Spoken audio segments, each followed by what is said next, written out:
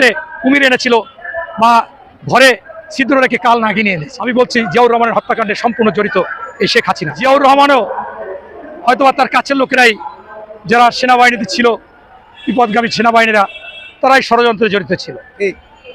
আপনারা দেখেছেন এই জামাতকেও বিএনপি নাগরিকত্ব দিয়েছিলেন, তাদের ক্ষমতায় এনেছিলেন, তাদের পতাকা দিয়েছিলেন এবং 91 সালে নৌকা ঠেকাও আমরা তাদের সমর্থন দিলেও আমার এলাকায় ওনাদের চেয়ে 4 গুণ ভোট, অথচ আমরা 91 সালে জামাতকে সাপোর্ট দিয়ে এমপি বানিয়েছি। এরকম বাংলাদেশে 17 জায়গায় বানিয়েছে। এরপরে আপনি যে কথাটা বলেছেন, শেখ হাসিনাকে জিয়াউর রহমান নিয়ে আসছিল, 13 দিনের মাথায় তাকে নিহত হতে হয়েছে। আপনার একটা বিষয় হচ্ছে যে বিএনপির সৃষ্টি যার হাতে, তিনি আসলেই একজন উদারপন্থী মানুষ। তিনি কারো কথা না শুনে দিশেহারা মানুষকে স্বাধীনতার ঘোষণা দিয়েছিলেন এবং সকলকে যুদ্ধে নেমে আসতে বলেছিলেন, নেমে এসেছিলেন। তিনি একদিনের জন্য বিদেশে যায়নি, এই বাংলাদেশের মাটিতে থেকে রণাঙ্গনে যুদ্ধ করেছেন।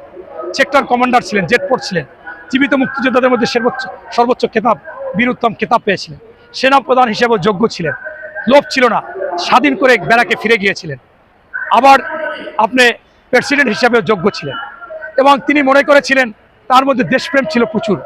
তিনি বলেছিলেন যে বাংলাদেশের যত মানুষ আছে, আসো তোমরা যার মতো করে যে রাজনীতি করো, আমরা দেশের উন্নয়ন চাই, তুমি দেশের উন্নয়নের জন্য সবাই এক, দল যে করো। সেই জন্য শেখ হাসিনা বলেছিল আমার বাবা তো বাকশাল করে গেছে, সেই বাকশাল এখনো আছে। বাকশাল তখন করতো রাজ্জাক সাহেব।